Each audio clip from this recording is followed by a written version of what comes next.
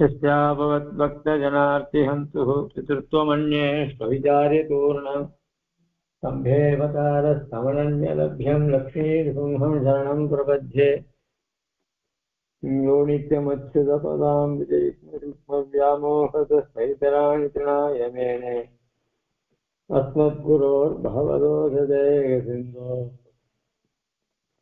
रामानुजस्य शरणो शरणं प्रपद्ये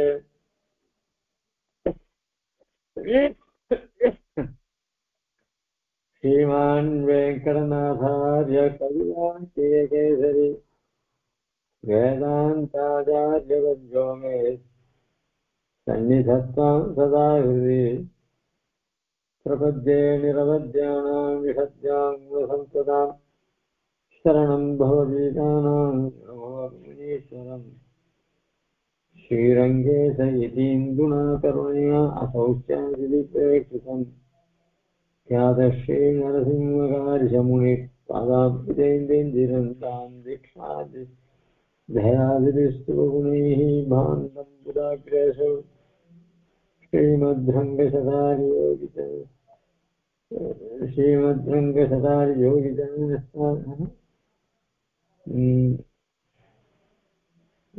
सम्प्राप्त अध्यात्मशास्त्रम् अवेदगङ्गभूकार्याभ्यां कारुण्याक्षीणसंवेदकविमोहमात्मविषयजन्य वेदान्ते वावदूगतमिदनितारङ्गभूमेन सूक्तं वाच्यं नारायणार्यं परमतधवनप्राख्यातमीडे श्रीमद्रङ्गशतारि योगिजननिस्तात्मरक्षावरं श्रीमद्रङ्गशतारि वीरहुदात्मद्धामात्तत् ईर्ष्याढम्बर्वज्रं सुगुणैर्वान्दं महत्त्वं सजं वन्दे वत्सविभूषणं मुदवरं श्रीकृष्णमार्यं सदा वेदान्तदेशीन्द्रकटाक्षलब्ध त्रय्यन्तसारमणवज्रगुणं बुधाग्र्यं नारायणाद्यैतिकृपावितं श्रीरङ्गनाथयति शेखरम्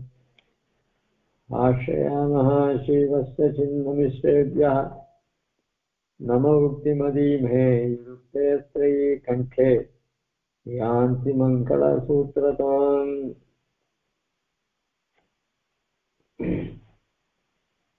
ஸ்ரீ குலத்தவன் அவருடைய பஞ்சஸ்தவங்கள்ல அதிமோட்சஸ்தவம்ன்றது ரொம்ப ஆச்சரியமான ஸ்லோகம்.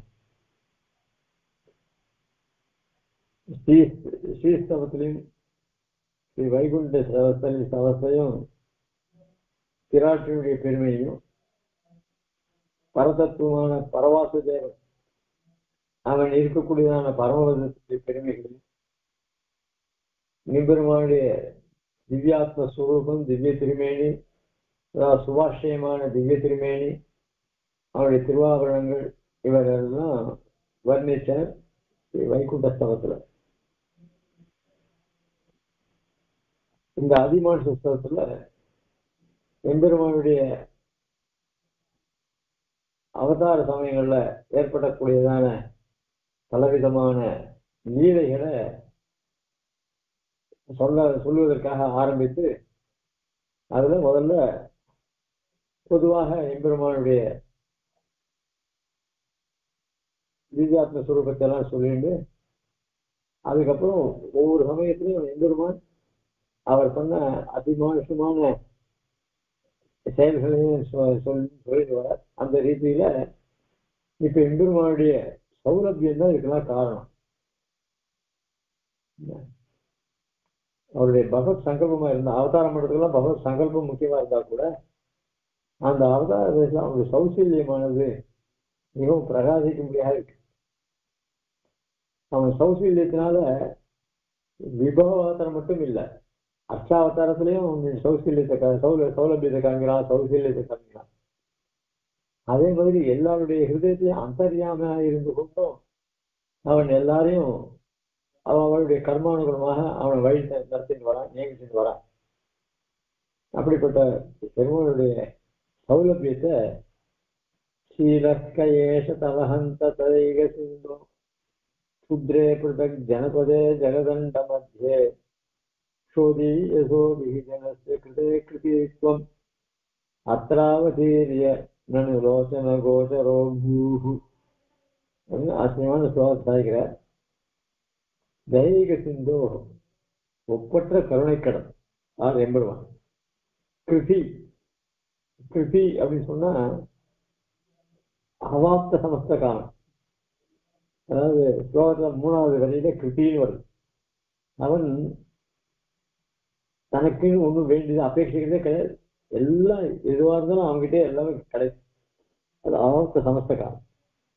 அப்படிப்பட்ட துவம் தேவரீர் ஜெகதண்ட மத்தியே இந்த பிரம்மாண்டத்தின் நடுவுல க்ஷுத்ரே மிக்க சிற்றறிவு படைத்தவர்களும் அதாவது நீச்சர்களாகவும் பிரதக் ஜனபத்தே ஒன்று அறியாதவர்களான மாந்தர்களின் இருப்பிடமான அத்த இத்தகைய இடத்தில் சோதீயசா மிகவும் சிறியவர்களான ஜனஸ்ய கிருதேவி மக்களுக்காகவும் ஜாத்தியக வச்சனம் அவதீரிய அவதாரம் செய்தருளி சோதீயசா ஜனஸ்ய நிறைவொன்றுமில்லாத மக்களின் லோசன கோதரக கண்களுக்கு புறப்படும்படியாக அபூஹு நனு ஆயிற்றே அல்லவா. ஏஷ இத்தகைய தவ தேவரையுடைய சீலகா நீர்மை சௌஷீல்யம் கஹா எத்தகையது அந்த வியப்பு. அதாவது அந்த அவாப்த சமஸ்தகாமான எம்பெருமான் அதாவது தேவ மனுஷ சிறிய தாவராதி அப்படின்னு சொல்லப்படுறது.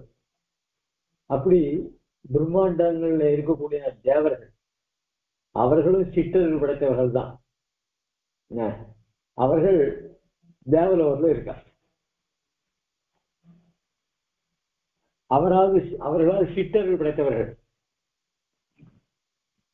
இங்க பிரகிருத்தியில் இருக்கிறவர்கள்லாம் அறிவொன்றும் இல்லாத ஆய்குலத்துன்னு ஆண்டாள் சாய்ச்சா மாதிரி இவர்கள்லாம் அந்த மாந்தர்கள் அவர்கள்லாம் இருக்கக்கூடியதான இத்தகைய இந்த இது பிரகிருதி மண்டலம். அப்படிப்பட்ட மிகச்சிறியவர்கள் அல்பம் இந்த மனுஷர்கள். தேவர்களை ஒப்பெடுக்கும் பொழுது இவர்கள்லாம் அல்பங்கள் தான். அப்படிப்பட்ட அந்த அல்பமான அறிவும் இல்லாததான ஜனங்கள் மக்கள் இருக்காளோ இல்லையோ அதுல எல்லாமே சேர்த்துக்கு. அதுல மனுஷ ஸ்தாவரக்கு திரியக்கு எல்லாத்தையும் சேர்த்து அதுல. அதனால ஜாத்தியக வதனம் சொல்லுவாங்க. அப்படி இந்த பூமண்டலத்துல அவதாரம் பண்ணி இவருடைய கண்ணுக்கும் விஷயமாகும்படியாக பெருமாள் அவதாரம் பண்ணாரு இல்லையா. ஆனா அப்ப கூட பெருமாளை அவளால உணர முடியல. ஏன்னா பெருமாளை அறியணும் அப்படின்னு சொன்னா ஒண்ணு அவனிடத்துல பக்தி இருக்கணும். அது யோகிகளுக்கு தான் உண்டு, நம் போல்வாறு கிடையவே கிடையாது. ஆனா அப்படிப்பட்ட இடத்துல தான் வந்து பெருமாள் அவதாரம் பண்ண. அதே ரிஷி பத்னிகளுக்கு எம்பெருமான் சேவை சாய்ச்சார். ஆனா ரிஷிகளுக்கு எம்பெருமான் சேவை சாய்க்கல. அப்படிலாம் புராணம் சொல்றது. ஏன்னா அவர்களுக்கு அந்த ரிஷிகளுக்கெல்லாம் கர்மாவிலேயே நோக்கு. ரிஷி பத்னிகள் என்ன பண்ணா எம்பெருமான் கிட்ட பக்தி ஜாஸ்தி. அப்படி கோபஸ்திரிகளுக்கு பெருமாள் கண்ணுக்கு விஷயமானார், கோபர்களுக்கு விஷயமாகல. ஆக பக்தி உள்ளவர்கள் விஷயத்துல பெருமாள் சேவையாகிறது. அப்படி எல்லோருடைய கண்ணுக்கு விஷயமாகும்படி இந்த பிரகிருதி மண்டலத்துல அவதாரம் பண்ணார பெருமாள். அதுக்கு அவங்களுடைய சௌசீல்யம் தானே காரணம். அந்த சௌசீல்யம் எப்படிப்பட்ட சௌசீல்யம் தெரியுமா அப்படின்னு அதை நினைக்கும் பொழுது ரொம்ப வியப்பா இருக்கு. அதனால்தான் நீசனே நிறைவொன்றுமில்லை என் கண் பாசம் வைத்த பரஞ்சுடர் போதி சோதி அப்படின்னு சாய்கிற.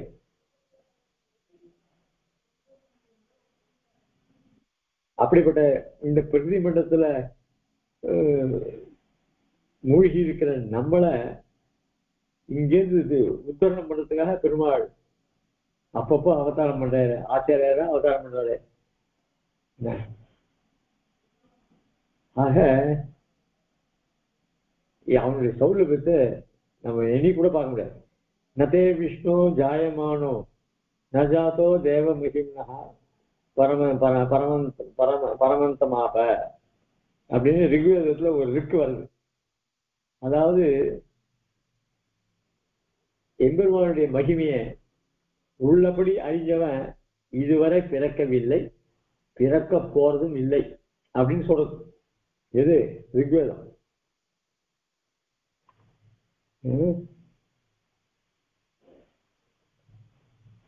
அதனால்தான்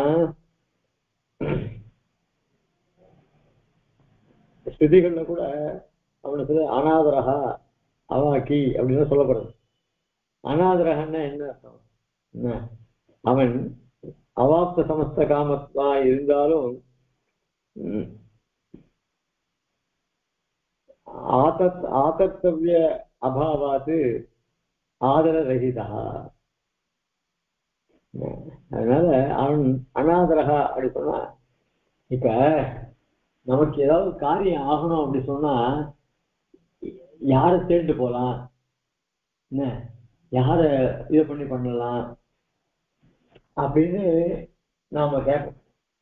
இல்ல நாம ஒரு சாதாரண ஒரு வீடு கட்டுறோம் அப்படி சொன்னா யார் நல்லா கட்டி கொடுப்பான், எவன் நமக்கு சௌகரியமா பண்ணுவான், எந்த இன்ஜினியர் வைக்கலாம் அப்படின்னு பல பேரை கேட்போம். அப்போ அவனை எல்லாம் நமக்கு உபகாரம் வந்தா அவனை போய் ஆதரிக்கிறோமோ இல்லையோ? நமக்கு இவ்வளவு போகுது. அந்த மாதிரி பெருமாளுக்கு ஏதாவது ஓடுனாக யார்கிட்டயாவது கேட்கணும். இப்போ இந்திரனுக்கு பதவி வர்றதுக்காக பெருமாள் யாத்திரனா போய் வாமன அவதாரம் எடுத்து யாசிச்சார். அது தனக்காக இல்லை. அதனால்தான் இவர் போய் யாரையும் அண்டி பிழைக்க வேண்டிய நிர்பந்தமே கிடையாது பெருமாளுக்கு. அதனால்தான் அநாதரகான்னு சொன்னேன். இப்ப நமக்குலாம் ஒரு காரியம்னா இந்த காரியத்தை நமக்கு யார் பண்ணி கொடுப்பா அப்படின்னு நாம எதிர்பார்ப்போம். அதுக்காக இன்னொருத்தரை நாடுவோம். அதனால நாம இன்னொருத்தனை ஆதரிச்சுதான் ஆகணும். அதனால்தான் எம்பெருமான் அநாதரகா, அவன் யாரையும் ஆதரிக்க வேண்டியதில்லை. என்ன நாம தான் அவங்ககிட்ட போய் கேட்கணும், நீ எனக்கு எந்த இதை கொடு அதை கொடுன்னு கேட்கணும். அவன் யாரையும் ஆதரிக்க வேண்டிய, அதனால அநாதரகான்னு சொல்றேன். அந்த அநாதர சப்தத்துக்கு சொல்லச்சே அவாப்த சமஸ்த காமத்துவேன, அவன் எல்லாம் நெருமையனா இருப்பதனாலேயே ஆதர்த்தவிய அபாவாத்து ஆதரதா, யாருக்கிட்டையும் போய் மண்டி கேட்க வேண்டியது இல்லைனால அவன் ஆதரிக்க வேண்டியவனாக இல்லை. அது பெருமாளத்தை அவ்வாக்கின்னு சொல்லியிருக்கு. அஜல் பாகா பரிபூர்ண ஐஸ்வர்யத்வாத்து பிரம்மாதி சம்ப பிரதயத்தை நிகழ் ஜகத்து திருநீகிருத்திய ஜோஷமாசீன இத்தியார்த்தா. அவாக்கி அப்படின்னு சொன்னா, இந்த ஒருத்தங்கிட்ட யாத்திரம் போய் என்னால கொடுக்க முடியாது, இத்தகைய நல்ல ஐஸ்வர்யம் உள்ளவர், அவங்ககிட்ட போய் எனக்கு ஏதாவது பணம் உபகாரம் பண்ண அப்படின்னா என்னால முடியாதுன்னு சொன்னான். அப்போ இந்த வாய் எச்சல் பட்டதோடு சரி, போய் அவங்ககிட்ட இறந்ததோடு சரி, காரியம் பூர்ணமாச்சா, நம்ம போய் கேட்டது தப்பு இல்லை, காரியமாவது ஆச்சே அப்படின்னு சொல்லலாம். அதுக்காக அதே மாதிரிலாம் பெருமாள் யாருக்கையும் யாசிக்க வேண்டிய, அதனால அவாக்கி அப்படின்னு சொல்றேன். இதெல்லாம் கொண்டு அந்த வேத வாக்கியங்கள்ல வர்றதுக்கு நம்ம பூர்வர்கள்லாம் வியாக்கியானம் பண்ணியிருக்காங்க. இப்படி யார்கிட்டையும் யாசிக்க வேண்டிய இல்லாத இவன் நம்மளை உய்விக்கிறதற்காக இந்த மண்ணுலகில் மணி சொல்லிய என்ன அப்படி சொல்லி சொல்லுவாரு, திருமணத்தில் சொல்லுவாரு, மண்ணுய உலகைய அப்படின்னு திருமண கண்டவர்கள் சொல்றாரு. அந்த மாதிரி இவருடைய தயை இருக்கு. அந்த தயை தான் நம்மளையே பிறக்க முடியாமல். இந்த சீவத்துக்கு என்ன அப்படின்னா, அதுக்கு சுதப்பிரகத்திலே நம்ம ஏற்கனவே இந்த சீவ குணத்தை கத்தியத்துல அனுபவிச்சிருக்கோம். அதுக்கு சுதப்பிரகத்தை வியாக்கியாச்சும் சீலம் ஹீனாம மகட்டோ மந்தைஹி ச நீரேந்திரன சம்லேஷ சுபாவத்துவம். அதனால தன்னை விட தாழ்ந்தவனாயிருந்தாலும் அவனுடைய தாழ்மையை பாராதே அவனோட சம்சேஷிக்கிறது தான் சீலம்னு சொல்றது.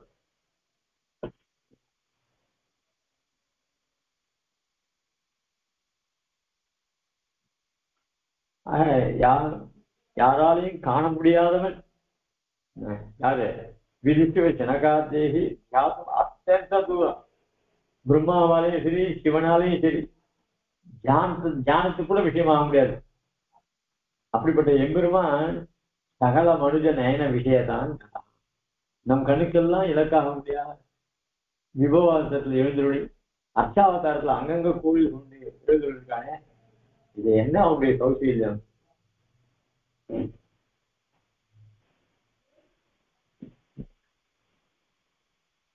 இதுல பிரதக் ஜனபதின்னு சொல்றது. இந்த பிரதக் ஜனபதினா யாரு அப்படின்னு சொன்னா, சத்தா இருக்கிற ஜனங்களை பத்தி கவலைப்பட வேண்டியது. ஏன்னா அவளுக்கு எப்பவுமே பகவத் சிந்தனை தான் இருக்கும். அவர்களை காட்டிலும் வேறுபட்டவர் தான் பிரதக். பிரிச்சு சத்துவத்திலேருந்து மீதி ரஜோதம குணங்களோட இருக்காள் இல்லையா, அந்த ஜனங்களை எடுத்துக்கணும். இங்க ஜனங்கள்னா பொதுவா எல்லாரும் எடுத்துக்கூடாது. ஏன்னா அதுல பக்தி உள்ளவர்கள் இருக்கா. சில பேர் பக்தி இருக்கும் ஆனா வெளியில காமிக்க மாட்டா. சில பேர் என்ன பண்ண, எந்த தெய்வமா இருந்தா என்ன, நம்ம தான் தெய்வமே இல்லைன்னு சொல்லிட்டு இருக்குமே அப்படின்னு ஒருத்தன் இருப்பான். இன்னும் ஒருத்தன் ஒத்துப்பான் ஆனா அதுல எடுத்தாலும் ஏதாவது சேர்த்து கேள்வி கேட்டுருப்பான். இப்படி எல்லாம் இருப்பாங்க இல்லையோ. அதனால அவளெல்லாம் சேர்த்து பிரதஜானம் சாய்கிறது. ஆக அப்படிப்பட்ட சுத்ரன் அப்படின்னு சொல்லி இப்படி எதுக்குமே தகுதி இல்லாத மிகவும் நீச்சனான, ஞானத்திலையும் இவனுக்கு யோகியதை கிடையாது. சரி சரீரமா ஒழுங்கு நடவடிக்கை எல்லாம் சரியா இருக்குமான்னா அதுவும் கிடையாது. சீரமும் சரி கிடையாது, ஞானமும் கிடையாது. அப்படிப்பட்ட இந்த மாநிலர்கள் அவர்கள் மத்தியில வந்து அவதாரம் பண்றானே, அதுதான் அவருடைய சீலத்துக்கு ஏற்றம். அதுக்கு அடுத்ததாக இப்படிப்பட்ட சீல அங்க என்ன பண்ணார், முதல்ல ஆரம்பிக்க பிரம்மாண்டத்தின் நடுவில் ஜெகதண்ட மத்தியே க்ஷுத்ரே, ஜெகதண்ட மத்தியே சொல்ற. அதாவது பிரம்மாண்டங்கள் நடுவுலயே தேவர்கள் நடுவுலயே நீ அவதாரம் பண்ணு சொல்ற. அப்போ அந்த தேவர்கள் இடத்துல என்ன அவதாரம் எடுத்தார், என்ன பண்ணார் அப்படின்னா அந்த விருத்தாந்தத்தை சொல்றார். எம் பாதகாது சுமஹதோ உததாரயஸ்வம் யஸ்வம் त्वत्पादवारि परिभूत शिराश्चर्यो भूत् संबन्धते किल ततश्च वरं वृणीषे क्रीडाविधिर्भत विलक्षणलक्षणस्ते.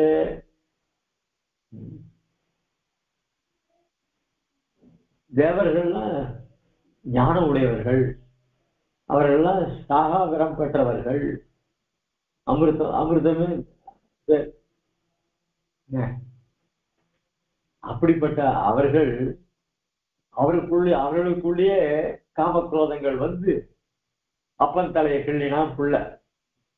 யாரு? அப்பன்றவன் பிரம்மன், பிள்ளைன்றவன் சிவன். சிவன் அப்பனுடைய தலையை கிள்ளினான். எதனால? அது ஏதோ அவளுக்குள்ள ஒரு மனசு விகல்பம் உண்டாச்சு. அதனால அந்த காலத்தினால அவன் சாபத்தை பெற்றான். இப்படி அவன் தலைகள்ல அந்த தலை அவன் கையிலே ஒட்டிட்டு, அப்போ அந்த தலையை எப்படி, அந்த சாபத்தை எப்படி போகிறது? இவைகள்லாம் பார்க்கும்போது எல்லாத்தையும் எம்பெருமான் தான், அவனுடைய அனுகிரகம் தான் இந்த சாபங்கள்லாம் போறது. அந்த விருத்தாந்தத்தை இதுல சாதிக்கிறார். எம் பாதகாத்து சுமஹதோ யுததாரயஸ்வம் त्वत्पादवारि परिभूत शिराश्चयो भूत् சம்பந்தசே கிளதவரம் வினீஷே கிரீடா விதிர் பத விலட்சண லட்சணத்தே.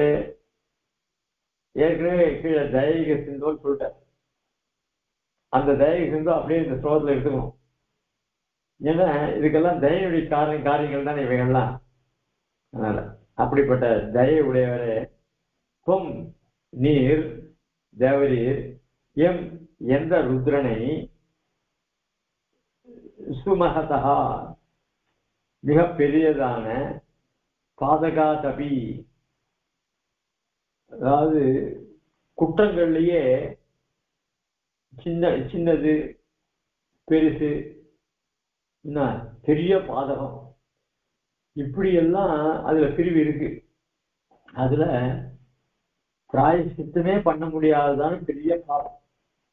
அது எது அப்படின்னா ஆச்சாரியனை கொள்றது மகாத்மா பெரிய பாவம். ஆக இந்த பிரம்மான்றவன் ருத்ரனுக்கு பிரம்மோபதேசம் பண்ணி வந்தவர், வேதத்தை சொல்லி வச்சவர். அதனால தோப்பனாருக்கு தோப்பனார், ஆச்சாரியனுக்கு ஆச்சாரியன், அதாவது குருக்கு குரு. அப்படிப்பட்ட ஏற்கனவே கீழே அனுபவிச்சோம். அதாவது சிவனுக்கு பிரம்மாவுக்கு 5 தலை, அதே மாதிரி அவனுடைய புள்ள சிவனுக்கும் 5 தலை. இவன் 2 பேரும் வெளியில போயிட்டு வந்தார். வெளியில போனவன் ஒவ்வொரு வெவ்வேறு இடத்துக்கு போனான். அதுல பிரம்மா சீக்கிரம் தன்னுடைய காரியத்தை முடிச்சுட்டு ஆத்துக்கு வந்துட்டார், அவர் இடத்துக்கு வந்துட்டார். வந்த உடனே சிவனுடைய மனைவி பார்வதி, அந்த காலத்துல புருஷாலாம் ஏறெடுத்து பார்க்க மாட்டான். சரி ஏதோ அவ வந்துட்டா, அவளுக்கு வேண்டிய காரியங்கள்லாம் பண்ணுவோம் அப்படின்னு காலங்களுக்கு ஜலம் எடுத்து வைக்கிறது, அப்புறம் வந்தானாக்க அவளுக்கு தீர்த்து சேர்க்கறது, இதெல்லாம் ஒரு காரியம் பண்ணான். அது இந்த உபச்சாரங்கள்லாம் பிரம்மாவுக்கு பண்ணிட்டு இருந்தா. ஆனா அவ ஏறெடுத்து அப்பானே, அதாவது தன்னுடைய கணவர்னு நினைச்சுன்னு பண்ணா.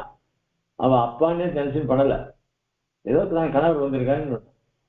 இந்த காலத்துல என்ன கேள்வி கேட்டுருவா, குளிக்குவா மூஞ்சி பார்த்துக்க மாட்டா, இல்ல ஓசையை கேட்டுருக்காதா அப்படின்னாங்க. அந்த கேள்வியெல்லாம் கேட்கக்கூடாது கதையில இல்லை, நடந்தது. அப்படின்னா அவர் அந்த சமயத்துல சிவன் வெளில இருந்து போயிட்டு வந்தான். உடனே இந்த பார்வதி வந்து அவனுக்கு சிசுட பண்ண வந்து அவனுக்கு கோபம் வந்துருக்கு, தப்பான அபிப்பிராயத்துல. உடனே அப்பான்னு பார்க்காம அப்பா தலையை கீழிட்டான். அப்பா தலையை கீழே இவருக்கு என்னடா இது, யாரா வந்து அவன் தலையை கீழது, தன் பிள்ளே வந்து அடா எங்கிட்டே உன்னுடைய காரியத்தை காமிச்சிட்ட, சரி போ இந்த தலை உன் கையில ஒட்டிக்க வேண்டியது அப்படின்னு சாபத்தை கொடுத்துட்ட, நீ எங்க போனாலும் இந்த கையில உன் தலை வந்துட்டு இருக்கோம் அப்படின்னு சொல்லிட்டாரு. சாபத்துக்கு பிராயசித்தமே கிடையாது. நம்ம பண்ற பாபத்துக்கு பிராயசித்தம் உண்டு. ஒருத்தர் சாபம் விட்டுட்டா அந்த சாபத்தை யார் சாபம் கொடுத்தானோ அவனே தான் போகணும், இல்ல அவன் தான் பரிகாரம் சொல்லணும். சாஸ்திரங்களே இதுக்கு பிராயசித்தமே கிடையாது. அதனால என்ன பண்றது அப்படின்னு சொல்லி பார்த்தோம். அதுக்கப்புறம் பெருமாள் என்ன சாஸ்திர பிரதிபாத்தியன் யாரு, எம்பெருமான். அதனால அவன்கிட்டே சிவன் வந்து உபாயத்தை கேட்டான். அதுக்கு ஒரு சமயத்தை சொன்னார் பெருமாள். அது எப்போ அந்த சமயம் நடந்தது அப்படின்னு சொன்னா, வாமனாவதாரத்துல யாசகனா வந்து அழைக்கும் பொழுது ஒரு திருவிக்கிரமாவதாரமா ஆகி ஒரு திருவடி மேல போச்சு. அது அண்டத்தை பிளந்து மேல போச்சு. அண்டம்னாக்க பிரம்மாண்டத்தை தாண்டி மேல இருக்கிற பெருமாள் இருக்கிற இடத்துக்கு போச்சு. போன உடனே அந்த திருவடியை பார்த்த, அதாவது அண்டங்கள், அதுக்கு மேல பிரம்மாண்டம், அதுக்கு மேலதான் பரமபதம். என்னடா அது நம்ம அண்டத்துக்கு மேலேயே இந்த திருவடி வருத அப்படி, ஓஹோ இது வந்து சாட்சாத் பகவானுடைய திருவடி அப்படின்னு என்ன பண்ணா, ஆஹா இந்த திருவடி நம்ம பிரார்த்திக்காதே நமக்கு கிடைச்சது பார்த்தியா அப்படின்னு அதுக்கு உபச்சாரம் பண்ண ஆரம்பிச்சா.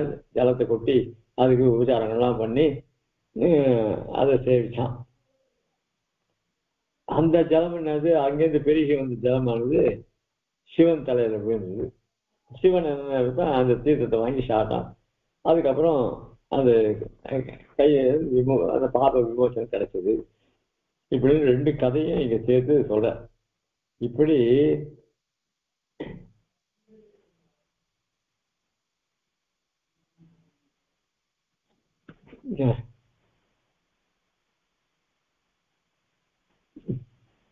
அப்படிப்பட்ட கதை விருத்தாந்தத்தை இங்க சொல்ற.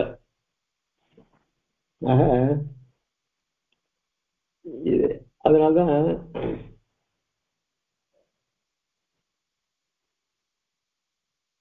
பிரம்மாவுக்கு சிவனுக்கு 5 தலை உண்டான்னா இது எங்கேயுமே பிரசித்தமா இல்லையே அப்படின்னா, இது இருந்திருக்கு, புராணத்துல இருக்கு.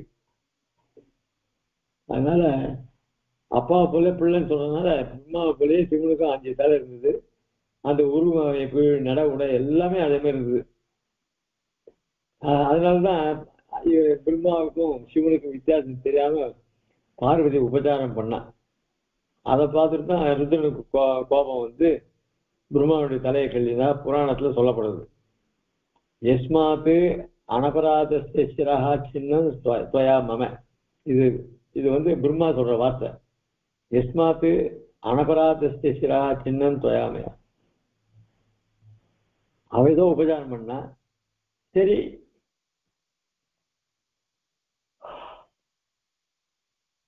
அவளும் எந்த விதமான மனசுல எந்த விதமான விகாரம் இல்லாம சுஷ்ரூஷை பண்ணா. நாமும் நம்ம அனுஷ்டானத்துக்கு நம்மளும் மனசுல ஒண்ணும் வைஷமியம் இல்லாம அவளுடைய உபச்சாரத்தெல்லாம் ஏத்துண்டா. இதுல என்ன தப்பு? அதனால எஸ்மாத்து அனபராதசிய, எந்த விதமான தப்புமே பண்ணாத என்னுடைய தலையானது சின்னம் தொயாமையா கிள்ளப்பட்டது உன்னால. தஸ்மாத் சாபசமாயுக்தா கபாலித்வம் பவிஷ்யசி. அதனால என்னுடைய சாபத்தை கொண்டு நீ கபாலி, கையில் கபாலத்தை ஏந்தியவனாக ஆவாய் அப்படின்னு.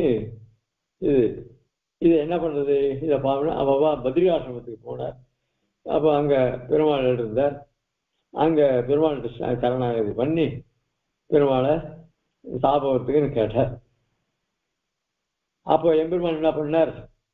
தன்னுடைய விழா பக்கத்துல, அதாவது விழா எறும்பு இந்த சைடு மார்க் பக்கத்துல இந்த முகம் அதுல நகத்தால பிழைஞ்சு அதுல இருந்து வந்த ரத்தத்தினால அந்த மண்டையோட்டை நிரப்பி அதை உடைச்சினார் அப்படின்னு இது ஒரு புராணத்துல சொல்லப்படுறது. ஏற்கனவே சொன்னோம். இதையே ஆழ்வார் பாசுரத்துல அதாவது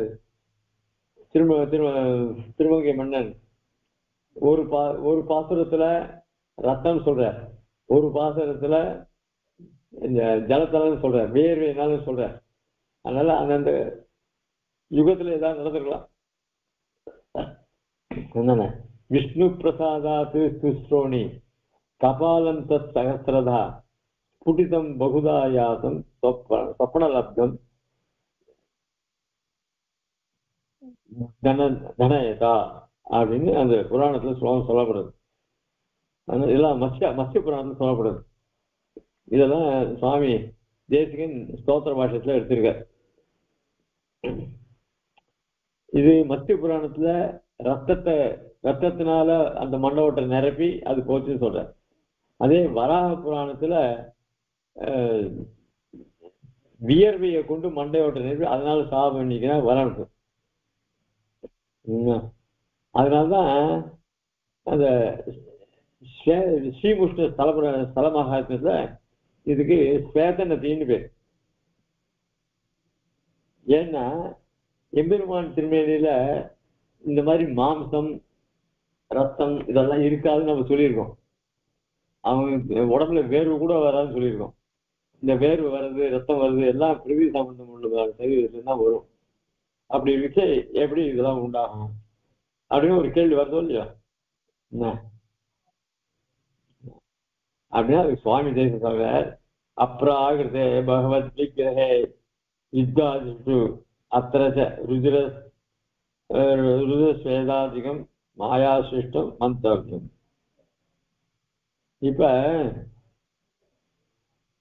ராவணனோட யுத்தம் பண்ண பெருமாள் அஸ்திரங்கள்லாம் மேலப்பட்டது.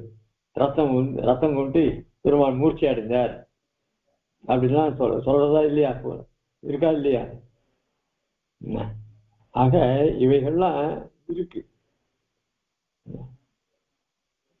ஆனா அந்த மாதிரி இதெல்லாம் ஒரு அபிநயம் மாதிரி பண்ண, இதெல்லாம் அவனுடைய சங்கல்பத்தினால நடக்குது.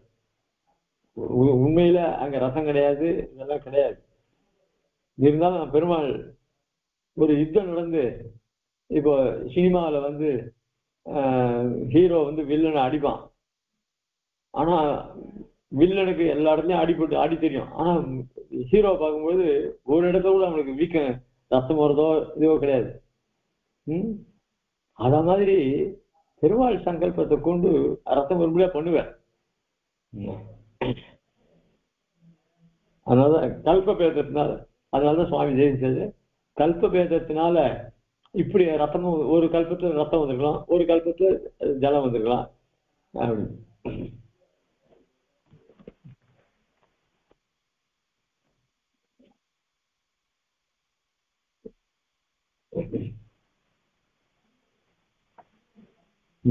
இங்க அதுவும் இல்லாத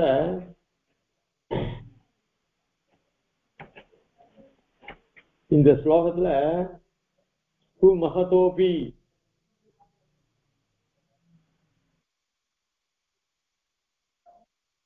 முதல் இதுல எம் பாதுகாத்து சுமகதோபி.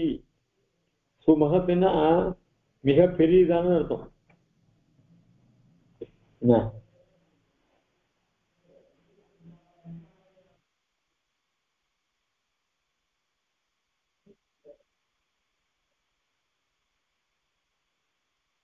இவனையே மகதோப்பின்னு சொன்னார்.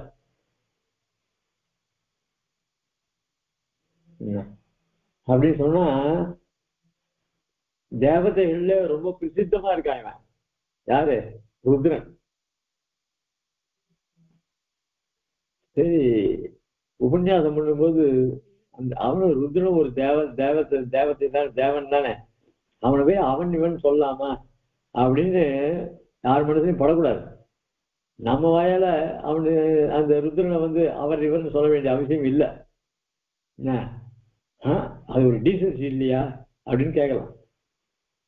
டீசன்சி இல்லைன்னா இவெல்லாம் பெருமாள்கிட்டே எதிர்ப்பு கூத்தவர். அதனால சிவன் சொல்றதுனால தப்பு இல்லை. இதே வெளியில எங்கேயா உபன்யாசம் பண்ணி அந்த சிவனை போய் அவன் சொன்னாக்க அப்போ கஷ்டமா போகும். இது ஏகாந்தமா சொல்றதுனால இது ஒன்றும் இதுவாகாது. அதனால கூட கூட சொசைட்டிக்காக பயப்பட வேண்டியதா இருக்கு. ஏன்னா அவன் பண்ண காரியம் தன்னுடைய அப்பா அவனுடைய தலையை பெற்றான். அதுவும் தனக்கு ஆச்சாரியன், வேதத்தை சொல்லி கொடுத்தவர். என்ன அதுவும் இல்லாத பிரம்மா எந்த பாவமே அறியாது. அவனுடைய தலையை பறிச்சதுதான் அவனுடைய கொடும் செயல். இந்த கொடும் செயல் தான் மகத்து. அதனால மகத்தோப்பின்னு அந்த மகத் சப்தத்தை கொடுஞ்செயலுக்காக போட்டார். அவனை தூக்கி வைக்கல. என்ன மகத்தோபி அவன் பண்ண பெரிய காரியம் தப்பு, பெரிய தப்பு எதிரா அப்படின்னா தந்தையினுடைய தலைய அந்த மகத்தோப்பின்றது எதுக்குடா அப்ஜெக்டிவ்னா அவன் பண்ண காரியத்துக்கு அப்ஜெக்டிவ்.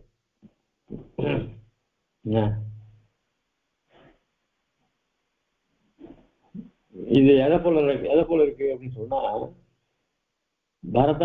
கௌசல்யை வந்து பரதன் தன்னுடைய மாமா வீட்டுக்கு போயிட்டு வரான். ஆனா கௌசல்யக்கு இதெல்லாம் தெரியாது. இந்த ராமனை காட்டுற பரதனுக்கும் பங்கு இருக்குன்னு நினைச்சுட்டா.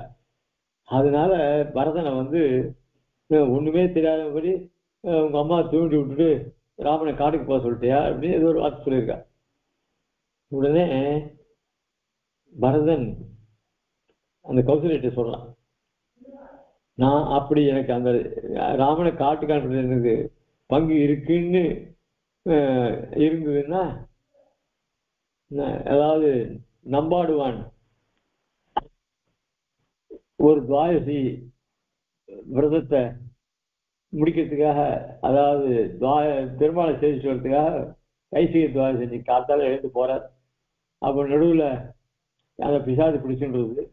அப்போ அந்த பிசாசுகிட்ட இருந்து பிரம்மலட்சத்துக்கிட்ட தப்பிக்கிறதுக்காக நான் நிச்சயமா போயிட்டு பெருமாளை சேவிச்சுட்டு உனக்கே நான் மாமிசமா வரேன், அப்படி தவறினா இந்த பாபம் பண்ணவன் எந்த கதிக்கு போகணும் அதை நான் அடைவேன் அப்படின்னு ஒண்ணா சொல்லிட்டு போறேன். அந்த மாதிரி இங்க பரதன் என்ன சொல்றேன்னா, கபால பாணி பிருத்திவி மடதாம் சீரசம்ருதா பிக்ஷமானோ யசோன் மத்தோ எஸ்ஆரியோ அனுமதேகதா அப்படின்னு அயோத்திய கண்டத்துல இந்த ஸ்லோகத்தை, அதாவது நான் ராமன் காட்டுக்கு போவதில் சம்பந்தப்பட்டவனாக இருந்தா யார் ஒருவன் பெரிய பாபத்தை பண்ணி அதனால கையில கபாலத்தை ஒட்டினவனாக பிச்சை எடுத்தானோ அந்த கதிக்கு நான் போவேன் அப்படின்னு அங்க சொல்ற. ஆக இந்த விருத்தாந்தத்தை தான் சொல்ற. அதனால இது ரொம்ப கொடுமையான செயல். அதனால ஏன்னா இந்த மாதிரி பாப்பத்துக்கெல்லாம் அதுக்கு பிராயசத்தம் கிடையாது, ஆனா அதை அனுபவிச்சே ஆகணும்.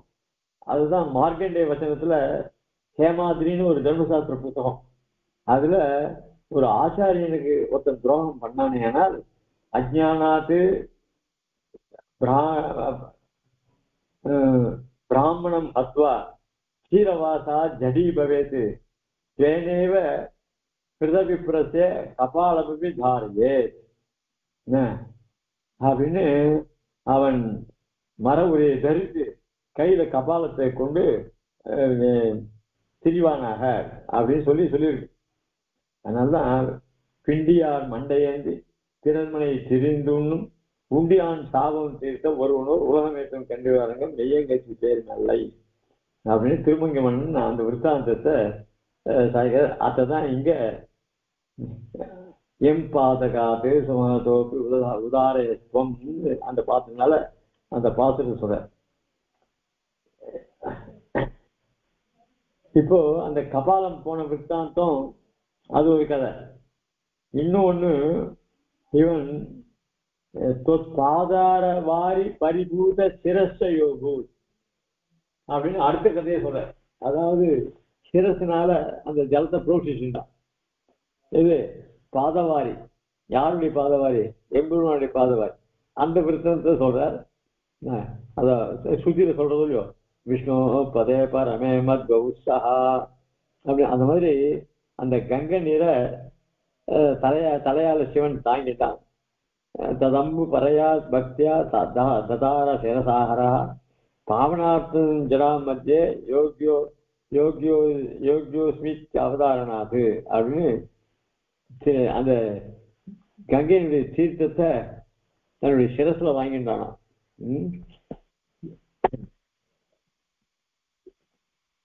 அர்ஜுனன் கிருஷ்ணன் சம்வாதம் நடக்கிறது. அந்த சமயத்துல அர்ஜுனன் சொல்றான், இதோ எனக்கு நான் சிவ பூஜை அவன் சிவபக்தன் அர்ஜுனன், நான் சிவ பூஜை பண்ணணும், நான் பண்ணிட்டு வரேன் அப்படின்றான். அது பெருமாள் சொல்றார், நீ எதை நினைச்சா அந்த புஷ்பத்தை எங்கிட்டே சேரு அப்படின்னு சொல்ற. அததான் தீர்த்தன் உலகள் இந்த சேவடி மேல் பூந்தாமன் சாய்கிறார். நம்மளால அந்த விருத்தாந்த சாய்கிறார். சுகரும் அந்த பாகவத்துக்கு சாய்கிறார்.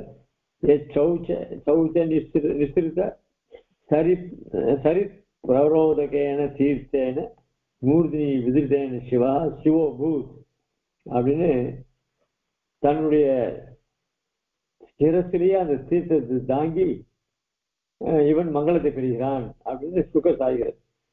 அந்த மாதிரி அது சுவாமி ஆள வந்தாரும் கசிய பாதோதகேன சசிவா சசிரோவிருதேன திருத்தேனன்னு சாய்கிறார். ஆக இப்படி எம்பெருமானுடைய தீர்த்தத்தை முடிவை தாங்கினதுனாலையும் பரிசுத்தானா, அந்த தீர்த்தத்தை இவன் பரிசீலனாலையும் இவன் சுத்தமாகிறான் அப்படின்னு சொல்லி இப்படி இப்படி பெரிய மனசு. இதெல்லாம் எம்பெருமானுடைய ஒரு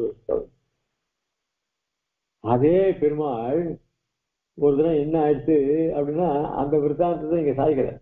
என்ன தம் வந்த கில ததச்ச வரம் வினீஷே, அப்படிப்பட்ட சிவன் கிட்டயே போய் பெருமாள் ஒரு வரம் கேட்கிறார். யாரு ரொம்ப உயர்ந்தவன், இவருடைய திருவடி தீர்த்தத்தை சாட்டு சுத்தமானவர். இப்ப ஏன் சுத்தமானவர்னு சொல்ற, சுத்தமானவன் சொல்ல வேண்டியது அப்படின்னா பெருமாள் தீர்த்தத்தை சுவீகரிச்சுட்டான் தலையில, அதனால அந்த வார்த்தை எனக்கு மீறி அதுல வருது. அதனால ஒரு சொல்லச்சே அவனுடைய கொடும் செயலை கொண்டு அவன் சொல்றான், நல்ல காரியத்தை சொல்வது நல்லா பண்ணார் அப்படின்னு சொல்ற அந்த ரீதியில் தான் இங்க இது அமைஞ்சிருக்கு. ஆக அந்த சிவன்கிட்ட போய் பெருமாள் வரம் கேட்டு பிள்ளை பெற்றார் அப்படின்னு சொல்லுது. ஆனா இது வந்து ஒரு நடிப்பு அப்படின்னு வியாக்கியானம் பண்ற.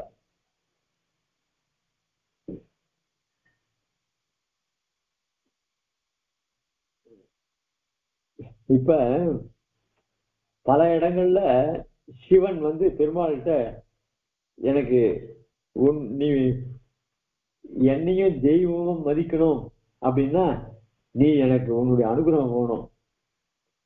இந்த ஹவிஸ் எல்லாம் சமர்ப்பிக்கிறாளே அந்த ஹவிஸ்ல வாங்கிக்கிறதுக்கு எனக்கும் பங்கு நீ கொடுக்கணும், எல்லாமே உனக்கு தான் ஹவிஸ் மொத்தமே, இருந்தாலும் எங்களுக்கும் ஒரு பங்கு வேணுமே அப்படின்னு ஒவ்வொருத்தர் பெருமாள்கிட்ட வந்து பிரார்த்திக்கிறார். சரி அப்படியே ஆகட்டும் பெருமாள் சொல்ற.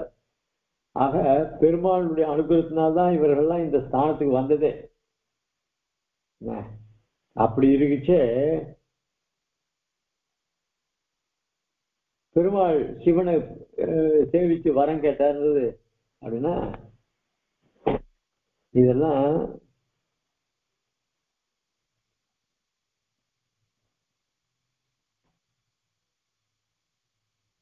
சொல்ற. சிவனுக்கு சில பெருமையெல்லாம் உண்டாச்சு அப்படின்னு சொன்னா அது அவனுடைய பிரார்த்தனை பேர்ல எம்பெருமான் அனுகிரகம் பண்ணார்.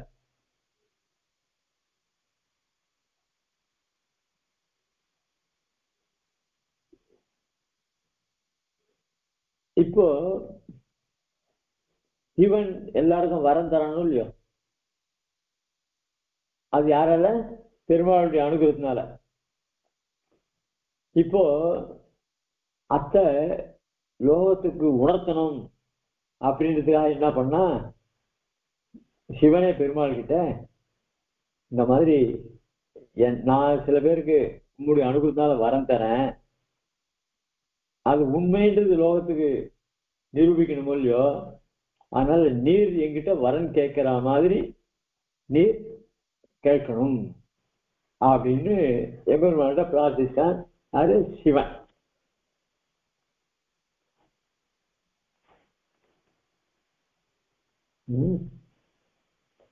இந்த விருத்தாந்தத்தை ஹரிவம்சத்துல வருது.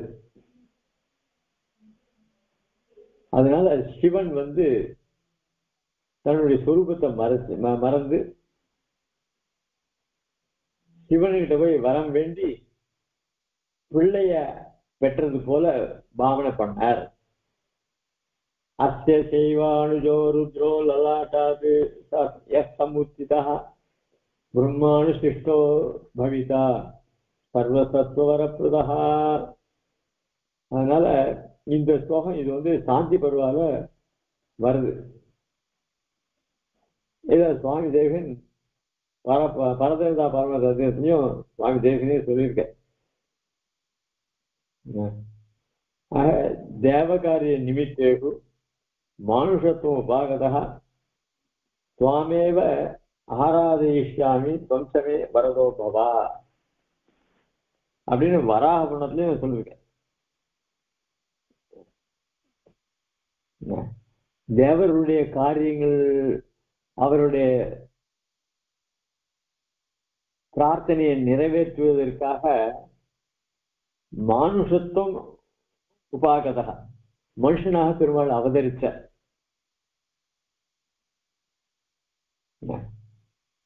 அதனால அப்படிப்பட்ட அந்த பகவான நீர் தான் எங்களுக்கும் நாங்க கேட்கிற வரத்தை கொடுக்கணும் அப்படின்னு அவளே பிரார்த்திக்கிறாள். இந்த வராக புராணத்தில் சொல்லக்கூடிய பொருள். ஆக இதெல்லாம் எம்பெருமானுடைய லீலைகள். அதாவது சிவன் கிட்ட எம்பெருமானே போய் எனக்கு பிள்ளை வேணும்னு கேட்டது, அது அந்த விருத்தாத்தை நீங்க சொல்ற.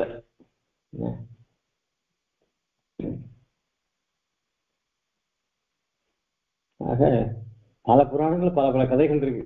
அது எல்லாத்தையும் மனசுல கொண்டுதான் அங்க சுவாமி தேசிகனும் இந்த அபிதிஸ்தவத்துல காசி விருகாந்தக சராசன பான கங்கா சம்பூதி நாமகிருதி சம்பதனாத் அந்தைஹி சோக்தம்பரீஷ பயசாப முகேஷ்ட சம்பும்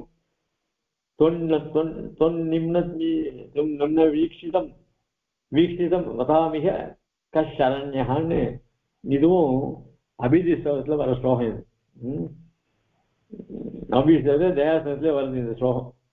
அப்படிப்பட்ட அந்த அவருடைய விற்த்தாந்தங்கள்லாம் எம்பெருமானுடைய லீலைகளாக சொல்லப்படுகிறது அப்படின்னு சொல்லி சொன்னார்.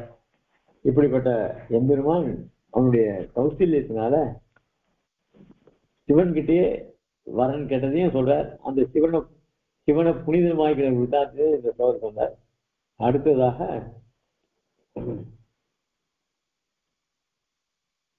பிரகலாதான காப்பாற்றுறதுக்காக பெருமாள் அவதாரம் பண்ணாரோ இல்லையோ, அந்த விருத்தாந்தத்தை சாய்கிறார்.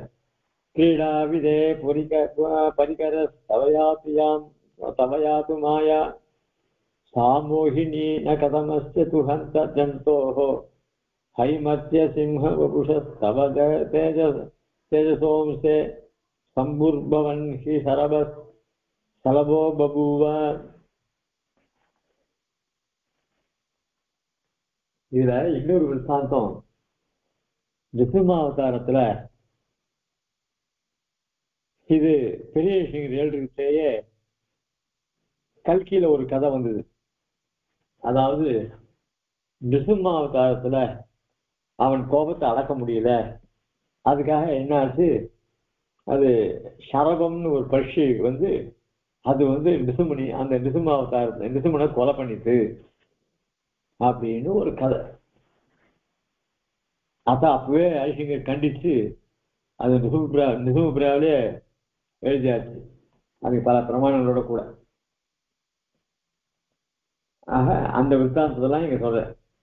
கிரீடாவிதே பரிகர தவயாது மாயா சா மோகினீன கதமஸ்ய து ஹந்த ஜந்தோஹோ ஹைமத்ய சிம்ஹ வபுஷ தவ தேஜசோம்சே சம்புபவன் ஹி சலபஹ சலபோ பபுவ. ஹை ஹாய், அதாவது இப்பெல்லாம் இந்த வாட்ஸ்அப்போ இல்லை டெலகிராம்ல ஹைன்னு சில எழுத்துக்கள் வரும். அந்த மாதிரி ஹாய் அப்படின்னு எம்பெருமானே யா மாயா, யாதொரு மாயை எனப்படும் மூலப்பிரகிருதியாவது தவ தேவருடைய கிரீடாவிதேக விளையாட்டுக்கான செயல்களுக்கு பரிகரக கருவியாகிறதோ, அதாவது எம்பெருமான் சிருஷ்டிக்கு ஜகத்தை சிருஷ்டி பண்ணிக்கிறானாக்க எத்தை கொண்டு பண்ணுவான், அதுக்கு கருவி இல்லாமல் இல்லையோ, அதுதான் பிரகிருதி. அப்படிப்பட்ட அந்த பிரகிருதி தான் இந்த சிருஷ்டிக்கெல்லாம் கருவியா இருக்கு. அது எப்படிப்பட்டது அப்படின்னு பிரிக்கணும். அந்த பிரகிருதியானது முக்குணமயமான மாயை.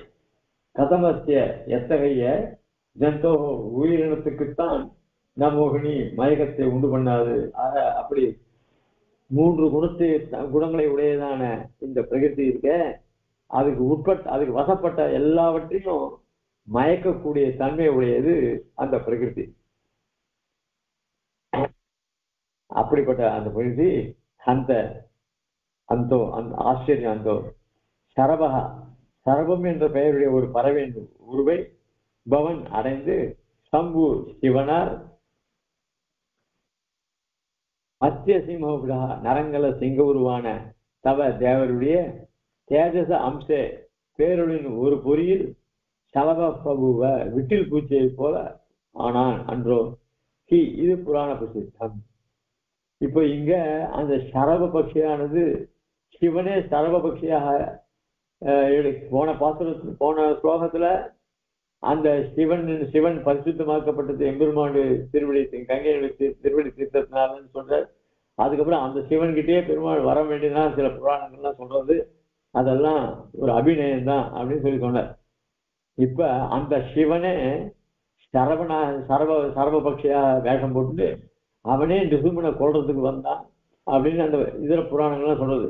இதுல அப்படி அந்த சரவமாக வந்த பட்சியானது இந்த நிசுமனுடைய ஒரு தேஜஸ்னால அதுல விழுந்து விட்டில் பூச்சி மாதிரி அதுவும் செத்து போச்சு அப்படின்றது சாய்கிறார். ஆக இந்த சரப ரூபத்துல வந்த சிவன் இருக்கானே அவன் அந்த நிசுமனுடைய தேஜஸ்ல அழிஞ்சு போட்டான். அதனால சிவன்றவன் வந்து பரதத்துவம் கிடையாது, அவனும் அழியக்கூடியவன் தான். அந்த விற்த்தாந்தத்தை சாய்கிற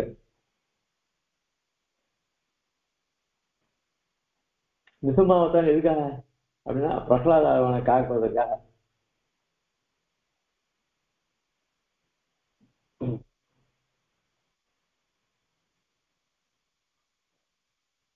வராக புராணத்துல நிசுமனுடைய அவதாரத்தை சொல்லிட்டு வரும்பொழுது அந்த நிசுமனுடைய கோபத்துல 60,000 சகர புத்திரர்கள் கபில வாசுதேவர், அதாவது கபில வாசுதேவர் அவருடைய கண் பார்வையினால இந்த சகர புத்திரர்கள் இவெல்லாம் இக்ஷ்வாகு வம்சத்துல வந்தவா. இவ இந்த கபில ரிஷி கிட்ட போய் ஏதோ தப்பு பண்ணிட்டா. அவர் பார்த்த உடனே அவ எல்லாரும் பஸ்மமாயிட்டா. அது போல இந்த எம்பெருமானுடைய கோபக்கணல்ல சிவபெருமான் வந்து சரவன்ற ஒரு பிராணியினுடைய உருவத்தை கொண்டு அவரை அழிக்கிறதுக்கு வந்தான். அதனால அப்படிப்பட்டவன் அவன். அந்த கதையை இந்த வராகபுரம் சொல்ற.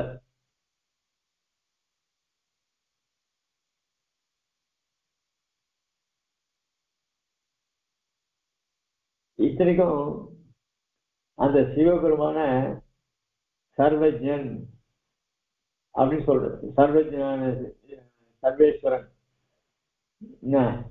சர்வஜனான ருத்ரன் அப்படியே சொல்ற. ஏன்னா தாசபூதா சர்வேகி ஆத்மான பரமாத்மனா அகமபி தே தாசகான்னு இது ருத்ரன் சொல்ற வார்த்தை. ஆனால் இந்த நல்ல வார்த்தையை சொல்றதுனால சர்வஜனா ருத்ர பகவான் அருளி செய்தான்னு சுவாமி தேசிகன் சாய்கிறேன். இப்படி சுவாமி தேசினால சர்வஜன்னு சொல்லப்பட்டவன் ருத்ரன். லோகத்துல அவனுதான் சர்வேஸ்வரன் அப்படின்னு லோக விவகாரம் பண்ணிட்டு. அப்படிப்பட்ட சர்வஜனாவும் சர்வேஸ்வரனா இருக்கக்கூடிய அவனே இப்ப எம்பெருமானுடைய தேஜஸ்னால அவர் வசப்படுத்தப்பட்டார். அதனாலதான்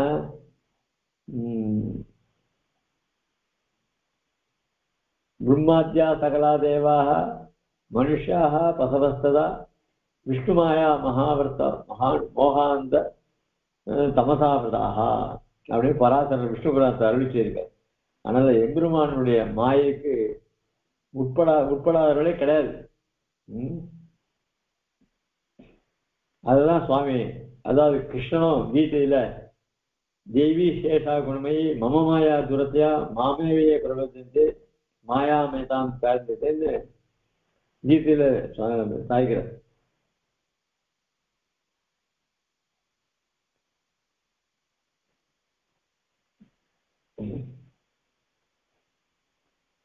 அதாவது பாரத சாந்தி பருவத்தில் நிறைய கதைகள் வருது. அதுல பெருமாளையே எதிரம்பு கோத்தவன் இந்த ருத்ரன். பத்ரிகாண்டத்துல பெருமாள் எழுந்தார். அப்போ பிரம்மாவை, அதாவது ருத்ரனை பெருமாளை எதிர்த்து ருத்ரன் சண்டை போடுறது வந்தான். உடனே பிரம்மா வந்து அவனை கூப்பிட்டு அப்பா இல்லையோ பார், நீ யாருக்கு சண்டைக்கு போற, அது சாட்சாத் எம்பெருமான் அப்படின்னு சொல்லி அதுக்கப்புறம் பிரம்மாவும் பெருமாள்கிட்ட அவன் ஏதோ தெரியாதனமா வந்துட்டான், அவனை காப்பாற்ற வேண்டியது அப்படின்னு பிரம்மாவும் பெருமாள் காலில் விட எம்பெருமான் என்ன பண்ணார், உடனே அவனை ருத்ரனை மன்னிச்சுட்டார். அதே மாதிரி இந்த பானாசுர விருத்தாந்தத்திலையும் பானாசுரனோட கூட வந்து பானாசுரன் பெருமாளை எடுத்து சண்டை போட்டான். அவனோட கூட வந்து ருத்ரனும் பெருமாளை கூட சண்டை போட்டான். அப்புறம் கடைசியில இந்த பாணனுடைய தோள்கள்லாம் துண்டிச்ச உடனே சிவன் என்ன பண்ணா, உடனே பெருமாள் காலில் விழுந்து, நான் தான் அவனுக்கு இந்த வரங்கள்லாம் கொடுத்தேன், அவன் உங்ககிட்டயே வந்துட்டான், தெரியாதன வந்துட்டான், நீ வந்து பாணனை கொண்டுடாத, என்ன நான் வரம் கொடுத்தவன் அழிஞ்சு விட்டானாக்கா லோகத்துல, ஓஹோ இவங்கிட்ட வரம் வாங்கினதெல்லாம் அவனை அழிஞ்சு விடுவான்னு எல்லாரும் சொல்லி தேடும், அதனால நீ அவனை ஒன்றும் பண்ணாத அப்படின்னு சொல்லி ருத்ரன் வந்து பெருமாள் காலில் விழுந்து கேட்டான். சரி இப்போ அதனால்தான் 1000 தோல் துணித்த அவன் பரகன்னு சொல்றான். அவன் உயிரை மாத்தினே சொல்லலை. ஆக எம்பெருமானை வந்து அடைஞ்சு நான் தப்பு பண்ணிட்டேன்னு சொன்னா உடனே அவங்க விரோதியா இருந்தா கூட அவனை வந்து அவன் சொல்றதை கேட்டு பெருமாள் இப்படிலாம் பண்றது, இதெல்லாம் அவனுடைய சௌலபியம் தானே.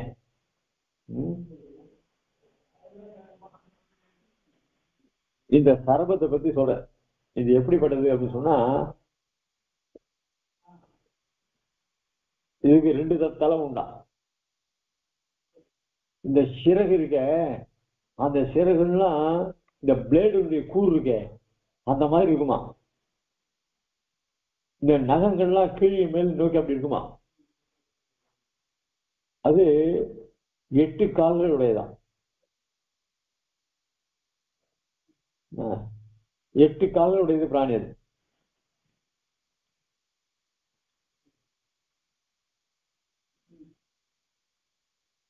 பார்க்கறதுக்கு பசு மாதிரி இருக்கும், அதே சமயத்துல பறவை மாதிரி இருக்கு. ஏன்னா இதுக்கு ரெக்கையெல்லாம் இருக்கு, கால் 8 கால் இருக்கு.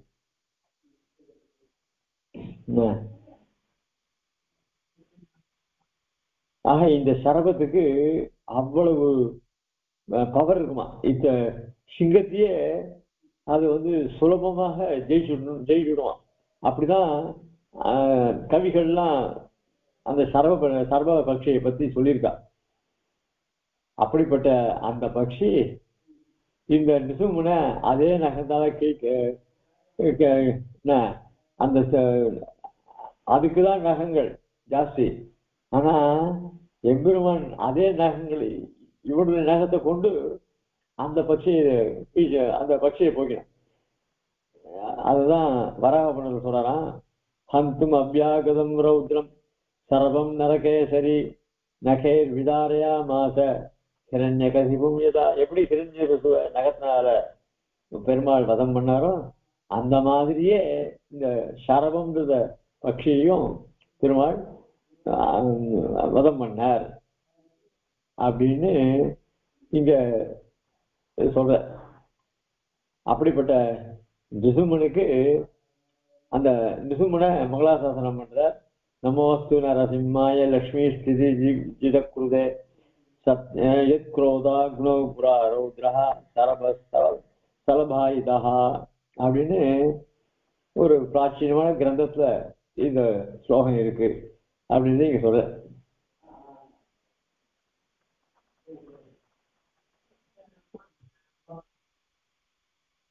ஆக இப்படிப்பட்ட அந்த நிசுனுடைய பராக்கிரமம், அவனையே எதிர்த்து சரவு உருவுல வந்த ருத்ரன், அதனால அந்த ருத்ரன்னு பார்க்காம அந்த பட்சிய பெருமாள் வதம் பண்ணார் அப்படின்னு கீழ் ஸ்லோகத்துல ருத்ரன் கிட்ட வரம் வாங்குறத, ருத்ரன் பெருமாள்கிட்ட வரம் கேட்டார், ருத்ரன் கிட்ட பெருமாள் வரம் கேட்டான்னு சொன்னார். இப்போ இந்த ஸ்லோகத்துல அப்படிப்பட்ட ருத்ரன் பெருமாளை தாக்க வந்தா அந்த ருத்ரனை இவர் பெருமாள் வதம் பண்ணார்னு சொன்னார். இப்படி எம்பெருமானுடைய லீலைகள் எல்லாம் சொல்லிட்டு வந்தார். நாளைக்கு ஸ்தோத்திர ரத்னம், நாளன்னைக்கு ஏகதின பாராயணம் இந்த ஜிஎஸ்டிகளை வச்சிருக்கா போடுங்க. அதனால ஞாயிற்றுக்கிழமை கிடையாது, நாளைக்கு ஒரு நாள் ஸ்தோத்திர ரத்னம். கவிதா சிம்ஹாய கல்யாண பிரசாரினே श्रीमते वेंकटेशाय वेदांत गुरवे नमः। श्रीमते श्रीवंश्री वेदांत देशीन्द्र महादेवाय नमः। श्रीमते वेदांत वास्तु श्री नारायण महादेशाय नमः। श्रीमते लक्ष्मी पादुकासे श्री नारायण श्रीमते लक्ष्मी स्मृति पादुकासे नारायण श्रीमते वास्तु श्री कृष्णमार्य महादेशाय नमः। श्रीमते श्री रंगनाथ महादेशिकाय नमः।